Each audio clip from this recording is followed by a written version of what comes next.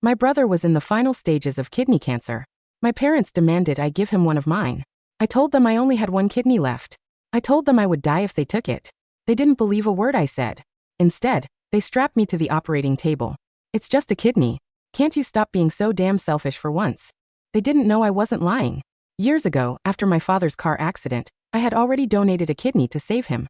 I'm dead. I died at the hands of my own parents. When I opened my eyes again, I was standing outside the operating room. My parents were pacing in circles, looking at the surgery in progress sign with frantic eyes. The moment the doors swung open, they both rushed forward. "Doctor, how's our boy?" "Relax, the surgery was perfectly timed. There was no rejection. He's doing great." I looked at the doctor's unfamiliar face and realized the truth. They weren't waiting for news about me. I let out a bitter, ghostly laugh. It made sense. Ever since I was a kid, they never cared about me. I was always the one they threw away. My brother, Quentin, was slowly wheeled out on a gurney. My parents hovered over him, tears of joy streaming down their faces. "How do you feel, Quentin? Are you in any pain?" Quentin gave a weak nod. "I feel better, Mom. But what about Silas? Don't just stay here with me. Go see him, or he'll get moody again." The second they heard my name, their smiles vanished. Why even mention him? It's just a kidney, and he was too stingy to give it up. You're his own brother, and he was making up lies while you were dying. We raised a cold-blooded monster. From now on, we don't have a son named Silas. They got angrier as they spoke, as if my refusal to die was a criminal act. Listening to their heartless words, my non-existent heart felt like it was being carved out. No matter how much I did for this family, they thought they were entitled to it. If I didn't give everything, I was a disloyal beast. I trembled, my ghostly lips quivering, but I couldn't say a word. Quentin smirked at their words, then quickly put on a worried mask. "But, you tied him to the table. Won't he hate you for that?" My mother snorted with pure disdain. "He wouldn't dare.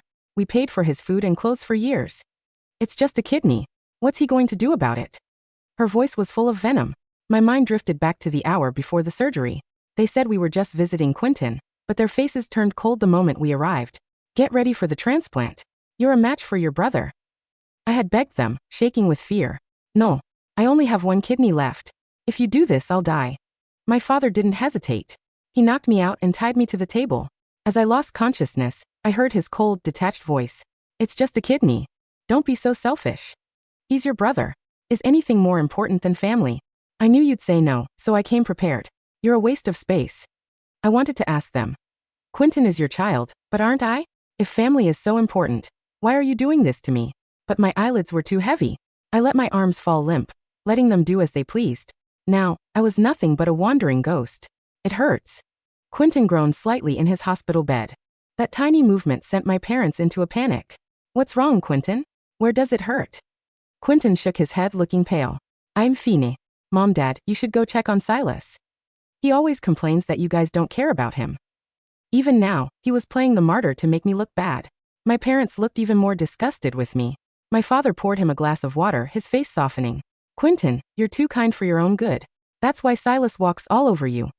My mother wiped a few stray tears. "Exactly. We're still here now, but what will happen to you when we're gone?" She looked heartbroken over her favorite son. Quentin was thrilled that his manipulation worked, but he kept his face neutral. "Don't be mad at Silas. It's my fault my body failed me." I floated above them, feeling sick to my stomach. He provoked me constantly when I was alive. And now he was trashing my name after I was dead. I had never neglected him. Despite his lies, I had always tried to be a good older brother. But I knew my parents would never believe me. Eventually, I had just learned to stay silent. My parents continued to comfort him. "Quentin, don't blame yourself. You're sick, of course we care about you more. Silas has a dark soul. If we hadn't forced him, he'd have let you die. How can we expect him to take care of us when he won't even help his brother?" The coldness in their voices left me feeling hollow. I handled everything for them, from the big bills to the tiny errands. I thought I'd earned some respect, but I was just an ungrateful son in their eyes. I felt like a giant, pathetic joke. The door burst open suddenly. It was my girlfriend, Lauren. We had been together for years, and she had seen exactly how they treated me. She hated them, and they had gotten into screaming matches over the phone before. She didn't say a word to the parents. She grabbed Quentin and started screaming. "You son of a bitch. There were other donors. Why did you have to use Silas? You killed him. You're a murderer." My parents were stunned for a second. Then they jumped up and pulled Lauren away from the bed. My mother raised her hand to slap her. "You little brat. What are you talking about? Silas is fine. Even if he were dead, it would be his own fault for being so weak. It's just one kidney. Stop being so dramatic. Lauren was shaking with rage. She grabbed my mother's wrist before the slap could land. I'll say it one more time. Your son Silas died on that table. He died because you forced him to give a kidney he didn't have. My parents didn't believe her for a second. You just want him to be dead. Can't you see Quentin is recovering? Get out. You and Silas are a perfect match. I both selfish and miserable. Lauren's whole body was trembling. She looked at the three of them, a united front of cruelty. Fine. You want to build your happiness on Silas's corpse? I won't let you. I'm going to make you pay for this. She slammed the door on her way out. My mother spat toward the door. Good riddance. What a disaster of a woman. I watched Lauren suffer from above, unable to do anything. I screamed until my ghostly throat burned, but no one heard me. With my parents' constant care, Quentin recovered quickly and was discharged. They were beaming with joy as they packed his things, treating him like royalty. When they arrived back at the house, I felt a wave of dizziness. Years ago, they told me that as the big brother, I had to help Quentin. They forced me to use all my savings to buy this house for him before he even finished school. I was the one paying the mortgage and the renovation costs. I had been stupid enough to agree. Even though I paid for it, I had only been here a handful of times. I didn't even have a key to the front door. Until the day I died, I lived in a cramped, cheap rental. That was the reason Lauren and I could never afford to get married. I watched them sit on the designer sofa bought with my blood and sweat. No one even mentioned my name. They ate expensive Rainier cherries from a bowl on the coffee table. Those were the kind of luxuries I never dared to buy for myself. They ate them like it was nothing. I felt a sudden sense of displacement. Were these the same parents who cried poverty every month to get more money from me? They told me to save every penny while they lived the life I dreamed of on my dime. I was too numb to even feel angry. Quentin swallowed a cherry and looked worried. When is Silas coming home? Is he going to make a scene? It'll look so bad if the neighbors see him throwing a tantrum. My father threw his keys onto the table with a loud thud. What right does he have to complain? He barked. He made you wait on that table for hours. We should be the ones angry at him. When he gets back, I'm going to make him get on his knees and apologize to you. He's always faking being sick for sympathy. I'm sick of his drama. It was almost funny. I was faking? I worked overtime every single day to give them a better life. I had chronic back pain and a ruined neck, because I slaved away for them. And in the end, I got nothing but their resentment. I laughed, a sound only the shadows could hear. Soon, my mother laid out a massive, steaming feast on the dining table. My heart sank even further. Whenever I was home, I had to do all the cooking and cleaning. They told me they were old and Quentin didn't know how to cook. It turns out they knew how to cook perfectly well. They just didn't want to cook for me. As soon as Quentin sat down, they piled his plate high with food. Within seconds, he had a mountain of meat and vegetables in front of him. Eat up, Quentin. You need to rebuild your strength. Quentin looked guilty, but his fork never stopped moving. Mom, Dad, this food is so expensive. Are you guys running low on cash? I saw a predatory glint in his eyes. He was already hunting for their next bit of money. My father put his fork down and smirked. Don't worry about the money. We'll just make Silas work more hours. Besides, he has about 50,000 stashed away for a wedding fund. We'll take that. My soul erupted in fury. I couldn't believe they were being this ruthless. They were going to take my last cent. They wouldn't be satisfied until they had sucked every drop of blood from my body. Quentin's eyes lit up at the mention of the 50,000. Mom, Dad, things are a bit tight for me lately. Can I have that money now? My mother pulled out her phone immediately. Quentin, don't be silly. His money is your money. I'll call him right now and tell him to bring the debit card over. He doesn't need it. But I had been dead for days. I wasn't going to pick up. She called over and over, getting more frustrated with each ring. Finally, she snapped. Ungrateful little brat. He's ignoring me? It was just one kidney. Doesn't he know a mother's love is the most important thing on earth? When I still didn't answer, she scrolled through her contacts for Lauren's number. The second Lauren picked up, my mother started screaming. Hey, you little bitch. Is Silas hiding at your place? Tell him if he doesn't pick up, his father and I are disowning him. There was a silence on the other end. Then Lauren's voice exploded with rage. Are you people ever going to stop? I told you Silas is dead. He is dead. My parents froze for a second. Lauren sounded too serious, too broken to be joking. The fact that I hadn't answered my phone for days was starting to feel heavy. They looked at each other, a flicker of panic in their eyes, but they forced themselves to stay calm. Listen, kid. Just because you had a fight doesn't mean you can wish death on him. Where is he? Tell him to get his ass home right now. He's probably just scared we're mad about the transplant. Tell him if he brings the money, we'll forgive him. Lauren let out a cold, hollow laugh through the phone. I stood there, my heart aching for her. I used to think they loved me deep down. I was their flesh and blood, after all. But in this moment I finally understood. They never loved me. They loved the ATM I had become. Tears blurred my ghostly vision. Quentin piped up, sounding like a victim. Lauren, it's my fault. I shouldn't have been a burden to Silas. Don't blame my parents. Lauren's voice was like ice. You people are unbelievable. You drained him while he was alive, and now you won't let him rest. You're leeches. My father turned red with embarrassment and rage. This is family business. You're an outsider. Let him talk. He can't hide forever. We're his family. He'll never be free of us. Lauren went silent again. The eerie quiet made them uneasy. I knew why she was quiet. She was finished with them. She looked like she had aged 10 years in a single week. I hated myself for leaving her to deal with these monsters. I have no reason to lie to you, she said finally, her voice exhausted. You have his doctor's number, don't you? Call him and see for yourselves. She hung up, severing the connection. The room felt uncomfortably quiet. Should we call? My mother whispered. My father grunted, trying to hide his fear. Fine. I'll call. I was worried Silas would be embarrassed when I caught him in a lie, but he's pushed me too far. He dialed the doctor's number and put it on speaker. Hello? I'm calling about a patient named Silas Vance. When was he discharged? He looked at my mother with a smug grin, waiting for the doctor to expose my lie. The doctor was silent for a few seconds. Silas Vance? The patient from the transplant surgery. Yes, that's him, my father said confidently. Sir, Silas Vance died on the operating table. His heart stopped during the organ removal. Who are you? His body was already collected by a family representative days ago. My parents didn't hear the rest. Their worlds went black. Died on the table. The words echoed in the expensive living room. My mother's glass fell from her hand. It shattered against the floor, sending shards of crystal flying everywhere. The silence that settled over Quentin's living room was thick, suffocating, and smelled of the fresh Rainier cherries rotting in the porcelain bowl on the table. My father sat on the designer sofa, the phone still clutched in his hand. His knuckles were white, his mouth half open, his eyes wide and vacant as he stared at the shattered pieces of the crystal glass on the floor. What did he say? My mother whispered. Her voice was barely a rattle, her hands trembling so violently, she had to hold onto the arm of the sofa to keep from falling. The doctor, he's lying. He must be lying. Silas was fine. He was always fine. He was just being stubborn. Died on the table, my father repeated. His voice didn't carry its usual cold, commanding boom. It was small, dry, and hollow, like the rustle of dead leaves. Under a heavy boot, he said. His heart stopped during the organ removal. No.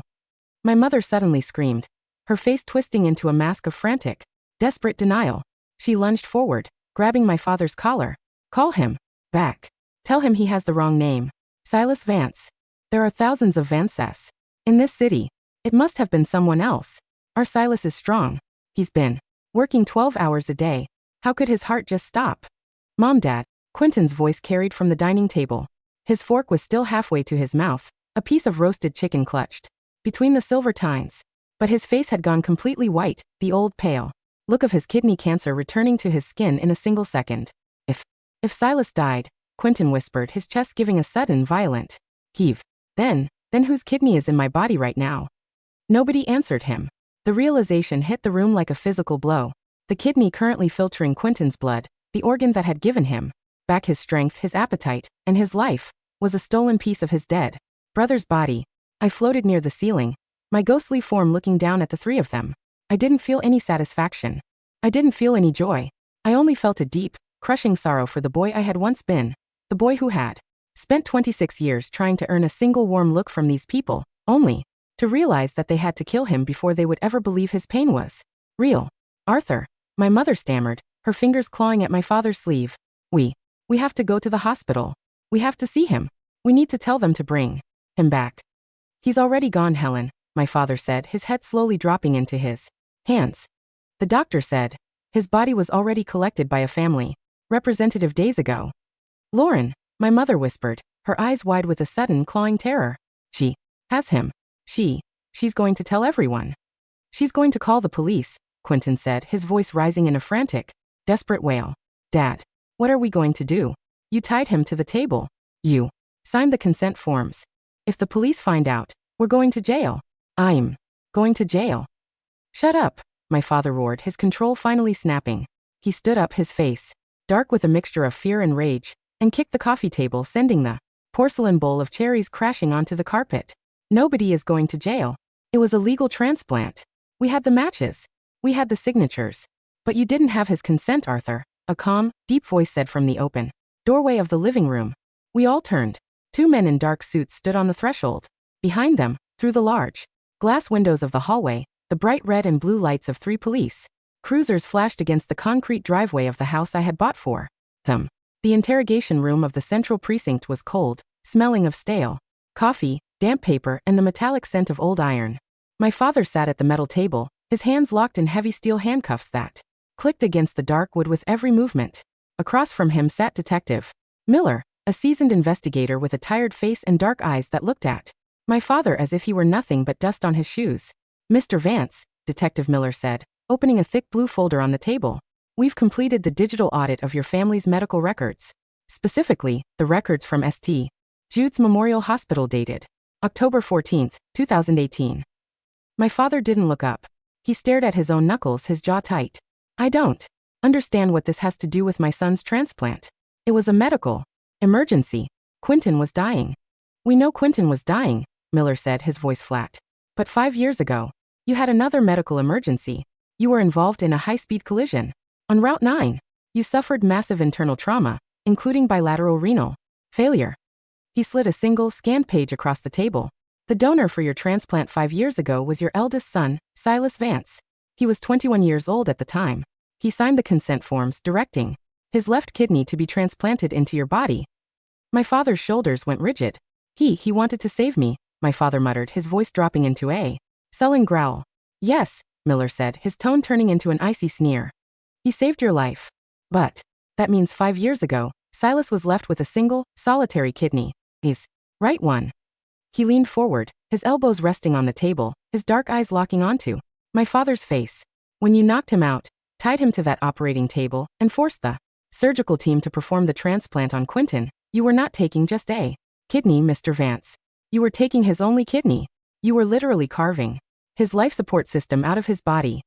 I didn't know. My father screamed, his hands slamming against the table, the handcuffs screeching loudly against the wood. He didn't tell me. He said he only had one left, but he was always lying. He was always faking being sick for sympathy. How was I supposed to know he wasn't just trying to make us feel guilty? His medical records were in the hospital's national database, Mr. Vance. Miller said, his voice carrying the force of a physical blow. The surgeon who performed the operation, Dr. Robert Chen, has already been arrested for gross medical malpractice and involuntary manslaughter. He admitted that you presented him with a forged consent form and a falsified medical clearance that cleared Silas for the surgery. He stood up, closing the folder with a sharp, heavy thud. Your wife, Helen, has already signed a full confession in the other room. She admitted that you and Quentin planned the confinement 3 weeks in advance. Once the loan sharks began threatening Quentin over his gambling debts, you wanted Silas's $50,000 wedding fund, and you wanted his kidney to keep Quentin alive so he could inherit the family house. My father's head fell forward onto his hands, his shoulders shaking as he let out a dry, choked sob of pure, unadulterated terror. He was my son, he whispered. No, Miller said, walking toward the door. He was your cash cow. And you slaughtered him. The Green Hills Cemetery was quiet in the late autumn. The maple trees had dropped their leaves, leaving the gray, weathered headstones looking small and stark against the dry grass of the valley. A light gray drizzle fell from the sky, turning the gravel paths into dark, wet slate. Lauren stood by the open grave, wearing a simple dark blue wool coat. Her face was pale, her eyes red-rimmed, her hands clutching a small blue velvet box. Inside the box was the gold engagement ring I had bought for her, the one she had found in my old dresser drawer after my death. She had refused to let my parents or Quentin attend the service. She had hired private security guards to block the entrance to the cemetery, ensuring that the people who had drained my life would never get within a mile of my final resting place. Silas, she whispered, her voice cracking as she knelt on the wet grass beside the granite marker. I'm sorry. I'm so sorry I couldn't save you. She laid her hand over the cold stone. Silas Vance, 1997 to 2025, a quiet man of infinite devotion. The local news picked up the story this morning, Lauren said, her tears falling onto the gray granite. Everyone knows what they did to you, Silas. The neighbors, they've been protesting outside Quentin's house. They've been throwing red paint at his door. She let out a quiet, bitter laugh, her fingers tightening around the gold ring. They think they can keep the house, Silas. They think they can live in the home you bought with your blood. But they're wrong. I floated beside her, my ghostly hand reaching out to touch her shoulder. My fingers passed straight through the wool of her coat, carrying no warmth, but she seemed to feel a sudden, quiet shift in the wind. She stopped crying, her head turning slowly to look at the empty space beside her. Silas, she whispered. I'm here, Lauren, I said, my voice carrying no volume, but my soul wrapped around her like a warm blanket. I'm here. Thank you for protecting me. She stood up slowly, her shoulders straight, her face pale but filled with a cold, absolute resolve. I'm going to the court tomorrow, Silas, she said, her voice steady and clear. Your Uncle Edward, the one who actually loved your mother, has agreed to act as the legal executor of your estate. We're filing the foreclosure papers on Quentin's house by noon. She turned and walked down the gravel path, her footsteps light and steady in the rain, leaving the small granite stone behind. I looked at my name on the gray granite. It was a simple, quiet name, but for the first time in 28 years I realized that I didn't need their approval to be a man. I had Lauren, and that was enough. The next morning, the grand, high-rise apartment on the Eastern District was swarmed by a crowd of local reporters and camera crews. My mother stood in the doorway, her hands clutching her gray coat around her shoulders, her face sallow and thin. Behind her, Quentin sat in his wheelchair, his face pale as paper, his body trembling as he looked at the flashing lights of the cameras. Mrs. Vance, a reporter from a major national paper called out. Is it true that you and your husband forced your eldest son to give up his only remaining kidney to save Quentin? Did you know he had already donated his left kidney 5 years ago, Mrs. Vance? Are you going to return the $50,000 wedding fund to his estate? Get away from us, my mother screamed, her voice rising in a frantic, desperate panic as she tried to slam the heavy oak door shut. This is family business. You have no right to be here. Actually, Mrs. Vance, they have every right. A calm, deep voice said from the steps. Christian Vance, my family's chief legal counsel, stepped up to the landing. Was accompanied by 2 sheriff's deputies and a bank representative carrying a clipboard. Who are you? My mother hissed, her eyes wide with terror. What do you want? My name is Christian Vance, the lawyer said, pulling a thick envelope from his briefcase and sliding it across the wooden doorframe, right next to her hand. I am the executor of Silas Vance's private estate, and I am here to serve you with this notice of foreclosure. My mother froze. Foreclosure? What are you talking about? Silas bought this house for Quentin. It's in Quentin's name. Yes, Christian said, his voice flat and professional. The title is in Quentin's name, but the mortgage was paid entirely through Silas's personal bank account, which has been frozen by the probate court following his death. The monthly payment of $4,000 was not received yesterday, Mrs. Vance. The bank has declared the loan in default. He turned, presenting the clipboard to the sheriff's deputies. Furthermore, the funds used to purchase this house were obtained under false pretenses, namely the signature of Silas Vance on the secondary loan agreement, which was forged by your husband 3 years ago. We filed a formal petition to void the deed of sale. No, you can't do this. Quentin shrieked from his wheelchair, his voice cracking into a frantic wail. I'm sick. I just had a transplant. I need to rest. You can rest in the state detention center, Mr. Vance, the sheriff's deputy said, drawing a pair of handcuffs from his belt. A warrant has just been issued for your arrest as an accomplice to involuntary manslaughter, medical fraud, and conspiracy. He stepped past my mother, his heavy boots clumping loudly on the polished floorboards of the living room I had paid for. Quentin Vance, you are under arrest. Mom, save me. Quentin screamed as the deputy pulled his arms behind his back, the metal handcuffs clicking sharply in the quiet room. Tell them, it's your money. Tell them Silas wanted to give it to me. My mother sank onto her knees on the polished floorboards, her hands covering her face as she sobbed, her tears wetting the expensive carpet I had bought with my overtime hours. The house was dark. The expensive cherry bowl on the table lay shattered, the dry red fruit rotting in the corners. And the family who had drained my life was finally alone in the dark. The criminal court of the city was packed to capacity 2 months later.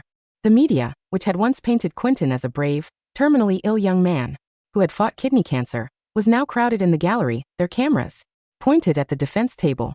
My mother and father sat at the defense table, their faces sallow and thin, their expensive clothes replaced by the gray, rumpled suits of the county jail. My father's handcuffs clinked against the metal table with every movement, his dark eyes staring at the floor in a blank, empty gaze. Quentin sat beside them in a wheelchair, his sallow skin looking translucent under the fluorescent lights of the courtroom. I sat near the ceiling, my ghostly form quiet, my heart completely empty as I looked at the 3 of them. Case 204. State versus Arthur Vance, Helen Vance and Quentin Vance, the judge called out. The prosecutor stood up first. Your Honor, we have presented the definitive proof of a calculated, malicious conspiracy designed to extort the physical assets and the very life of the victim, Silas Vance, to secure a financial and medical benefit for the defendants. He tapped a button on his remote, and the massive projector screen behind them came to life. It was the medical records from the Western District Clinic, the records proving that Silas had already donated his left kidney to his father 5 years ago. The prosecutor turned his sharp, clinical gaze onto my father. Arthur Vance, you knew your son had only one kidney. You knew he would die if you took it. But you and your wife Helen chose to knock him out, tie him to that operating table and let the surgical team carve his life out of his body. He was my son, my father roared, his hands slamming against the table, the handcuffs screeching loudly against the wood. I had the right to make him save his brother. It was family business. Silas Vance was an adult citizen of this state, the judge said, her voice rising in a sharp, cold warning that made him freeze. He was not your property, Mr. Vance. He was not a spare parts bin for your favorite child. She turned her gaze onto Quentin. And you, Quentin Vance, you knew your brother was unwilling. You knew he had begged your parents for his life, yet you sat in that hospital bed and played the victim, encouraging them to make him give up the money and the organ. No, Quentin cried, his tears falling onto his gray prison jumpsuit. I was sick. I was dying. I didn't want him to die. You wanted his $50,000 wedding fund, Quentin, the prosecutor said, his voice flat. The text messages from your phone dated October 12th, 2 days before the surgery, show that you had already contacted a luxury car dealership to put a down payment on a new sedan using Silas's savings. The gallery erupted into a loud murmur of disgust. The reporters' pens flew across their notebooks, their cameras flashing in rapid succession. The jury, the judge announced, has reached a verdict. On the charge of involuntary manslaughter, guilty. On the charge of malicious conspiracy and kidnapping, guilty. Arthur Vance, you are sentenced to 25 years in the state penitentiary, with no possibility of parole. Helen Vance, you are sentenced to 15 years in the state women's correctional facility. Quentin Vance, you are sentenced to 10 years in the state medical facility. Your medical priority status permanently revoked. The gavel came down with a final, sharp thud. Court is adjourned. The medical facility of the state penitentiary was cold, smelling of stale bleach and damp wool. Quentin lay in his hospital bed, his body covered in a thin gray institutional sheet. He was hooked up to an oxygen cannula, his face yellow, his eyes sunken and dark. The bionic kidney, the stolen piece of my body that had been placed in his chest, was failing. The body is rejecting the transplant, Quentin, the state medical director said, her voice flat and professional as she checked the digital monitors. The immune response is too aggressive. Because Silas was under extreme physical trauma and cardiac arrest during the extraction, the kidney suffered massive ischemic damage before it was placed in your body. No, Quentin whimpered, his fingers clawing at the gray sheets. You have to find another one. My parents, they'll pay. Your parents are currently serving their sentences in different facilities. Quentin, the doctor said, her eyes cold as she folded her clipboard. And their assets have been completely liquidated to pay for the civil damages awarded to Silas's estate and his beneficiary, Lauren. She stepped back from the bed. The state will provide palliative care, but you are no longer eligible for the national transplant waiting list due to your criminal conviction. You have about 6 months left. 6 months. Quentin's voice cracked into a frantic, desperate wail. No, I'm too young. Silas would have saved me. Silas was my brother. I floated by the window, the soft winter sunlight shining through my ghostly fingers. No, Quentin, I thought, my voice carrying no volume, but my soul filled with a quiet, final peace. I wouldn't have saved you. Not this time. He lay in the quiet gray room, his chest giving a slow, dry rattle as the stolen kidney slowly turned into ash within his body, his eyes fixed on the empty, white ceiling of the ward until there was nothing left. The Green Hills Cemetery was quiet in the early spring. The grass was beginning to turn green, the yellow dandelions springing up around the granite stones. Lauren stood by my grave, wearing a beautiful cream-colored trench coat. Her skin was healthy, her eyes clear and peaceful, her hands holding a small bouquet of fresh white daisies. The case is closed, Silas, she said, her voice low and steady. Quentin passed away last night. The house has been sold, and the money has been used to set up the Silas Vance Foundation for Young Researchers. She knelt on the grass, her hand gently touching the granite stone. I'm going to Europe next week, Silas, she whispered, a small, genuine smile touching her lips. I've accepted the fellowship in London. I'm going to build the life we talked about when we were poor. She stood up slowly, her shoulders straight, her face radiant under the warm spring sun. Thank you, Silas, she said. I'll always love you.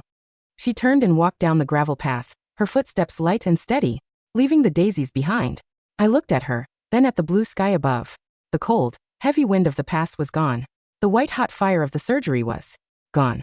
I felt a sudden, gentle warmth behind my ribs, the quiet, steady pulse of a soul that had finally paid its debt to the world. Goodbye, Lauren, I whispered. I turned and walked toward the light, my footsteps silent on the grass finally, crossing over into a bright, clean, and beautifully open horizon.